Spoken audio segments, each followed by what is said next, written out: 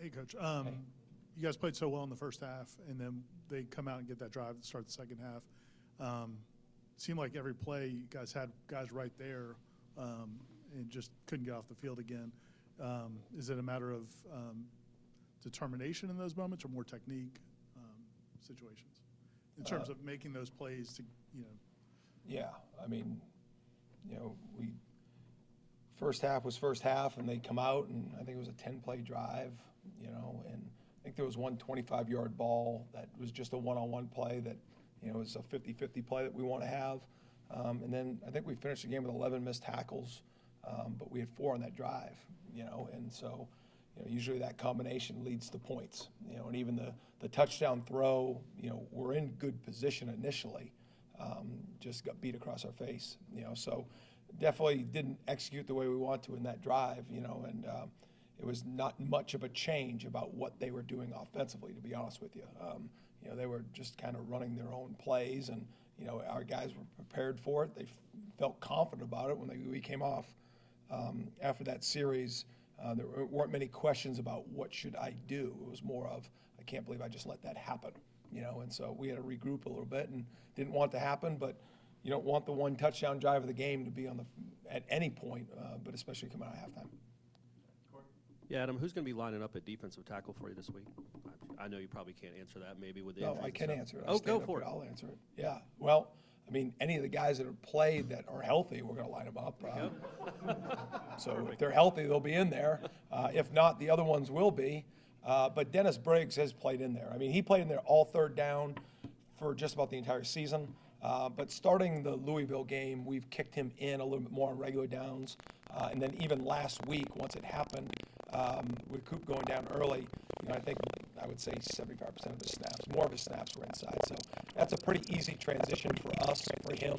Obviously, the emergence of Josh Farmer has really helped. Malcolm Ray has really come on too. So I think that's just more of plugging it in and getting your best players where they can help the team, and that's where Dennis probably will help us more. The defense has played really well the last 2 second halves for the most part. But that one drive to come out of halftime, they looked very similar. Didn't force a third down on either one.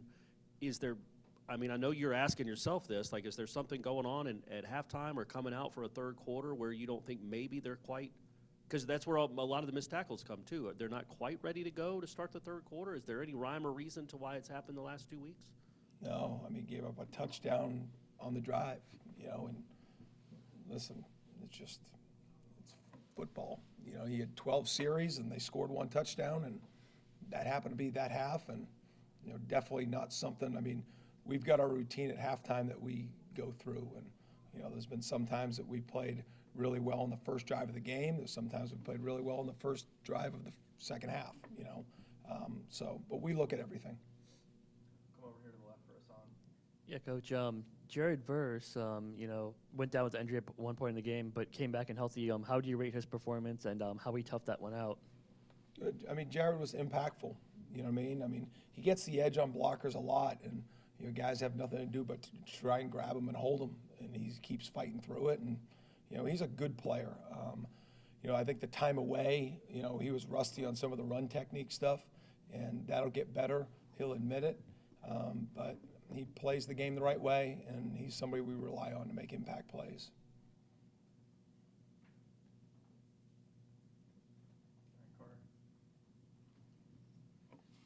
Adam, how have you seen DJU?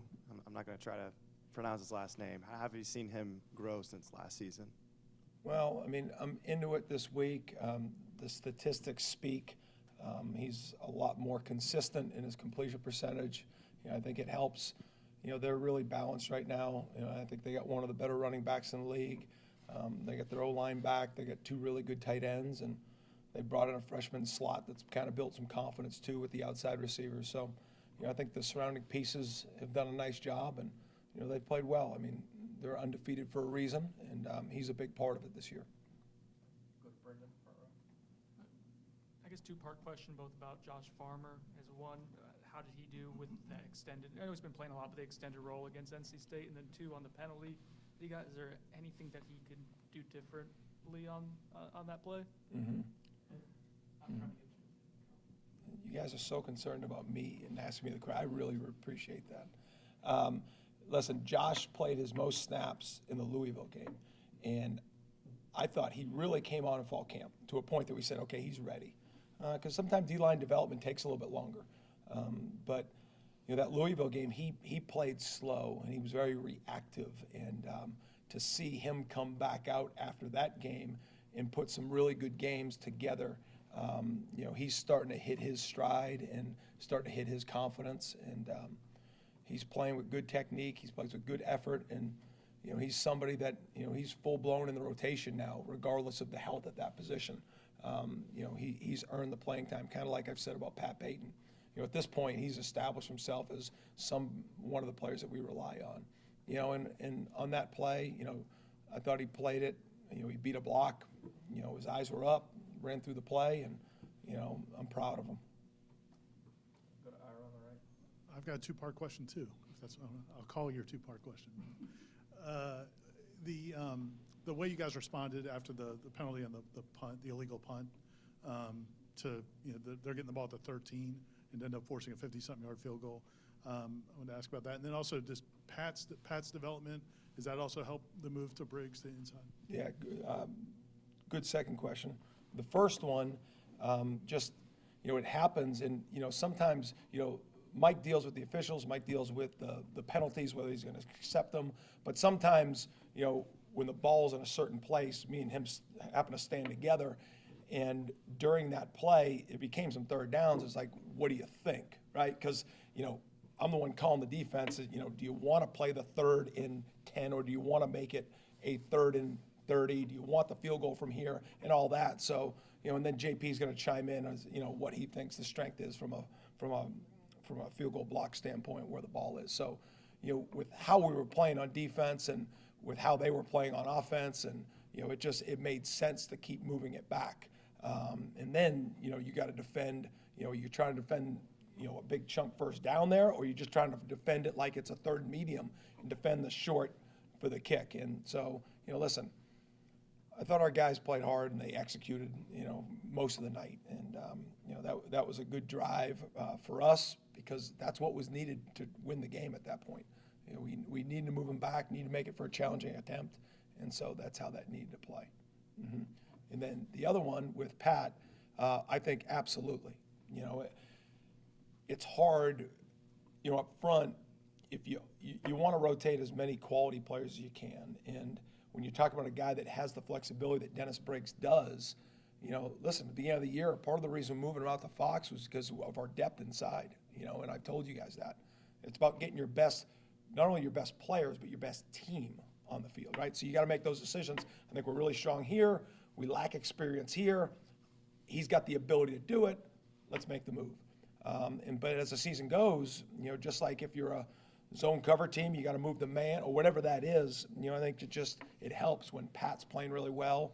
We can rely on Jared Verse. Leonard Warner stepped up and gave us good snaps.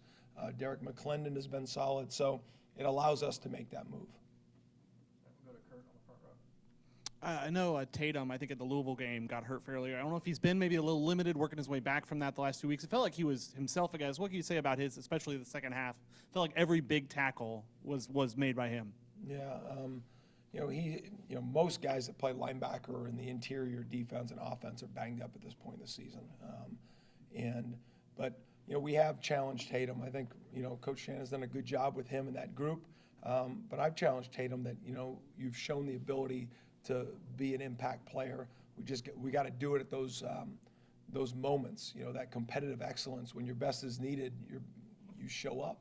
And, there were times, in the run game that Tatum really provided some of that flash and knockback that, we see from him. And it was one of his most impactful, consistent games.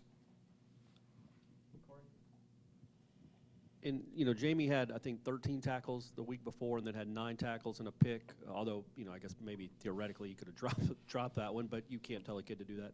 Is he starting to, or maybe he's done it all year, is he starting to regain or refine that form of last season?